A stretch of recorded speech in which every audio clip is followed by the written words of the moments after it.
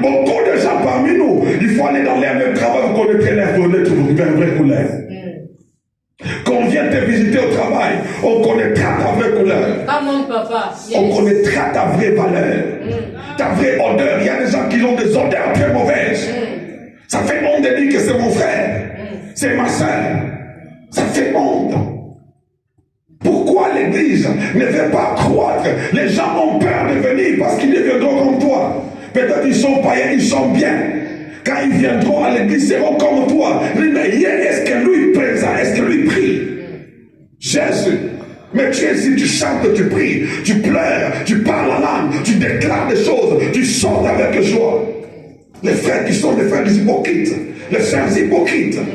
Écoutez, nous ne sommes pas le temps de nous cajoler avec la parole. Il est temps de vérifier à quel niveau nous obéissons à cette parole qu'on a reçue de Jésus. La parole que Dieu nous a donnée. Il y a des gens qui sont morts pour cette parole.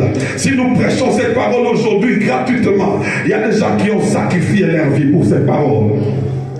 Alléluia. Amen. Il y a des gens qui ont perdu leur identité. Il y a des endroits, pendant qu'on parle ici, il y a dans des pays où pour lire la Bible, il faut aller se cacher.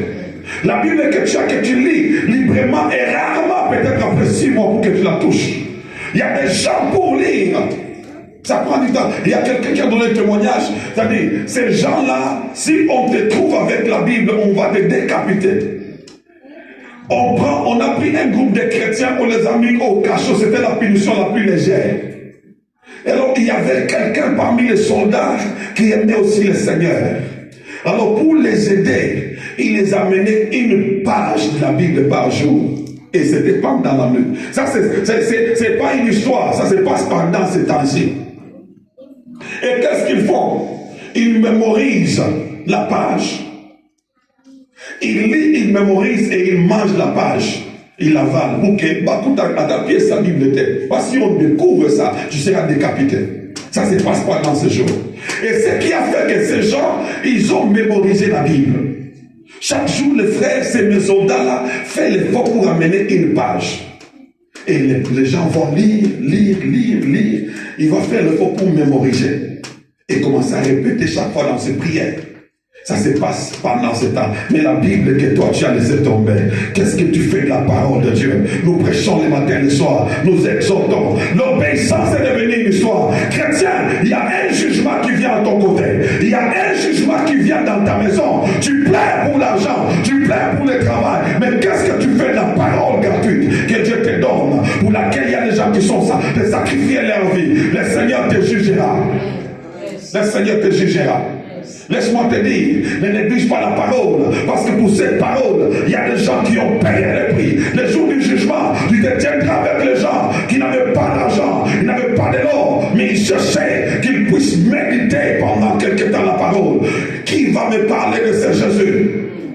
Tu te tiendras avec des gens comme ça, dis, toi, j'ai donné la voiture, j'ai donné à manger, j'avais les enfants, ils allaient à l'école, j'avais ceci, quoi que tu avais perdu le travail un jour. Mais ces gens ont vécu dans la souffrance. Mais ce qu'ils cherchaient, c'est connaître ce que Jésus était. Qu'est-ce que tu fais avec la parole?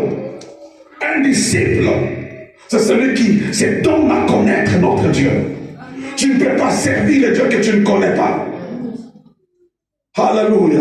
Ça fait depuis plus tu apprends à connaître Dieu, plus ce que tu apprends, ça devient cher en toi. Et c'est ça la dimension. Les disciples là, c'est une marche. Plus tu es en train d'avancer, plus tu vas devenir. La Bible dit, il nous a donné le pouvoir de devenir enfant de Dieu. Et quelle est cette procédure de devenir? C'est au travers de la parole qui est l'esprit. La parole de Dieu, elle est différente de l'histoire de nos parents. Plus tu entends la parole, plus elle te communique une capacité. Que Dieu te bénisse. Les disciples, nous avons besoin des disciples pendant ce temps. L'église souffre parce qu'il y a peu de disciples. Il y a beaucoup de la foule. La foule est remplie partout. Il y a des difficultés. L'instruction peut te donner une instruction très facile. Mais pour l'obéir, c'est tout un problème. On va beaucoup critiquer, on va beaucoup méditer. Les disciples, on les voit par l'obéissance à la parole, non pas par la discussion sur la parole. L'église est remplie de philosophes, des gens qui réfléchissent trop, des gens qui jugent trop.